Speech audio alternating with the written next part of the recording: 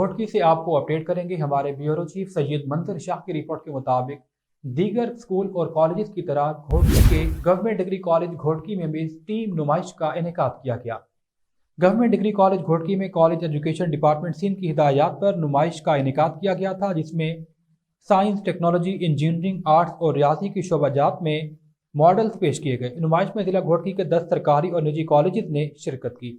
शानदार तकरीब के मेहमान खुसूसी professor doctor Abdul Qadir Chachar, regional director of college Sukkur region थे। उन्होंने तमाम मॉडल और प्रोजेक्ट्स का दौरा किया, कॉलेज की तख्लीकी सलाहियतों को सराहा।